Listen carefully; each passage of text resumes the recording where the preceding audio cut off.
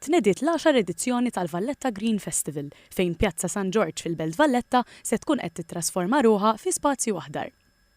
Iċ-Chairman tal-Valletta Cultural Agency Jason Mikallef qal li dal-kunċett kien inħoloq fl-2018 meta l-Belt Valletta ospitat il-Kapitali Ewropea tal-Kultura. Kien beda biss bi ftit ġranet, però beda jiġi estis għal madwar ġimagħtejn wara li l-pubbliku wera x-xewqa li jkun permanenti. Mis-sena l-oħra l-hawn ġew miżjuda aktar arbuxelli flimkien ma' iktar minn 13,000 pjanta u 2 funtani. Il-ġonna pubbliċi fil-Belt Valletta huma neqsin ħafna. Allura l-pubbliku mill-ewwel jinġibed dan il-ġnien jispiċċa kalamita. Il-Ministru Owen Bonnici spjega wkoll kif żdiedet enfasi fuq varjetajiet ta' pjanti u siġar mediterrani bħal ħarrub, ċipress u siġar taż-żebbuġ.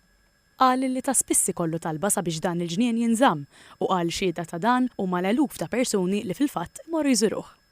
Fit-tmiem il-ġimgħa se jkun hemm ukoll divertiment mużikali u attivitajiet ta' tfal. Kantuniera Bot se jkunu qegħdin jinbijaw ukoll prodotti sostenibbli ta' kull xorta li jsostnu negozji żgħar u artiġjanali Maltin.